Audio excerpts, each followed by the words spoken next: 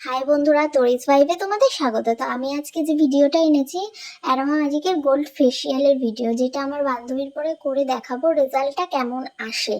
তো আমি শুরু হয়ে গেছি। এটা আমি প্রথমেই করে নেব ক্লিনজার। এটা আসলে ফোম ক্লিনজার, যেটা একটু জল দিয়ে রাব করলে ফোম হয়ে যাবে। তো তোমরা নিজেরাও দেখতে পাচ্ছ ওর ফেসটাতে কতটা ট্যান পড়ে আছে, আর কতটা ট্যান রিমুভ হয়, আর কতটা গ্লোয়িং স্কিন হয়, সেটাই তোমাদেরকে আজকে দেখাবো আমি। তো শুরু হয়ে গেছে। ভালো করে ক্লিনজিং করে নেব, কারণ এতে স্ক্রাবিং নেই, তো ডিপ ক্লিনজিং এটাই। তো তারপরে আমি সেকেন্ড আর থার্ড পার্টটা মিক্সড করব, যেটা প্রোটিন ব্লিচ। সেকেন্ড পার্টটা প্রোটিন ব্লিচ পাউডার, আর থার্ডটা হলো এই যে জেল, যেটা মিক্স করে একটা পেস্ট তৈরি হবে, আর সেটা আমি পুরো ফুল ফেসে অ্যাপ্লাই করব। তো ব্লিচ বলে সবারই মনে একটু কেমন হবে, ব্লিচ আছে, কারণ এখন কেউ ব্লিচটা করতে চায় না। এটা একদমই সেই ব্লিচ না, এটা প্রোটিন ব্লিচ। এটাতে প্রোটিন ক্রিয়েট করবে স্কিনে।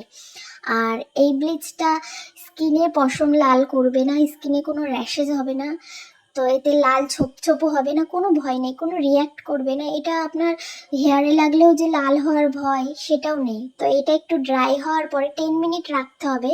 ড্রাই হওয়ার পর আমি ভালো করে একটু জল দিয়ে রাব করে আমি ক্লিন করে নেবো। আর তোমরা দেখতেই পাচ্ছ ওর ফেস থেকে কিভাবে ট্যান রিমুভ হয়েছে, দেখো কতটা ব্রাইট হয়েছে স্কিনটা।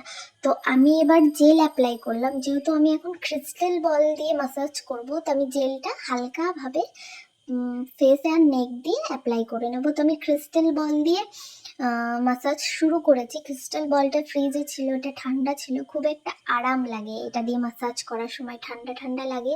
আর এই গরমে ঠান্ডা আমাদের কতটা দরকার তোমরা সবাই জানো।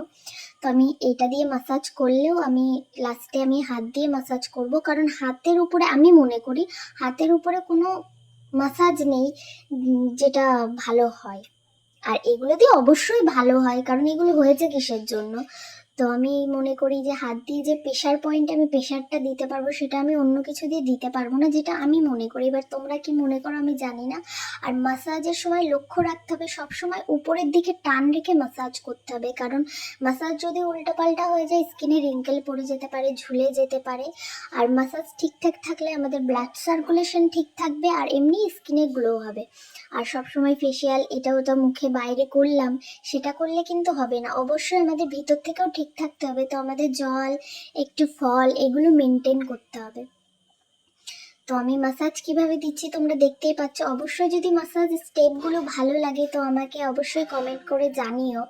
আমি খুব মন দিয়ে কাজটা করছি। তো আমার মাসাজ অ্যাপ্লাই হয়ে গেছে, আর আমি একটু হালকা করে মুছে নিলাম, কারণ জেলে একটা আঠা আঠা ভাব থাকে। তো আমি এবার সিরাম অ্যাপ্লাই করব।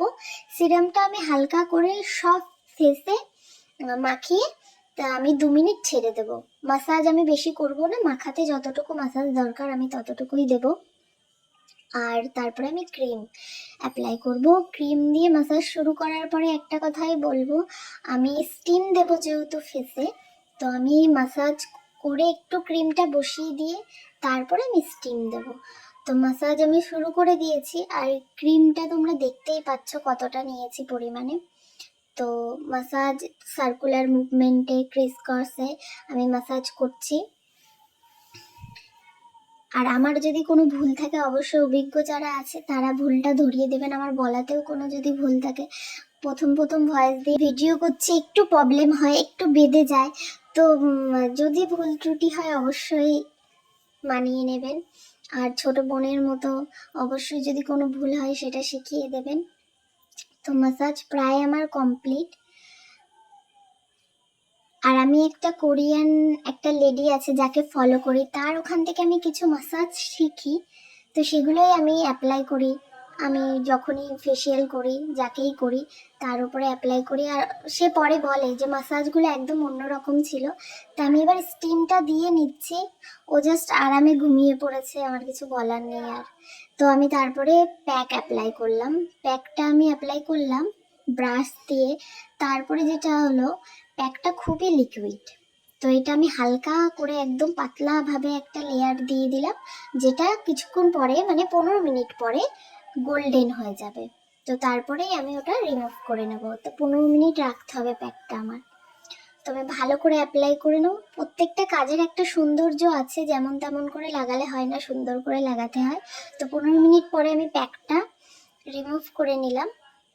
ওকে হাসতে বারণ করেছিলাম আর ও বারবার হাসছিল, তো আমি তাড়াতাড়ি 15 মিনিটের আগেই আমি তুলে দিলাম প্যাকটা।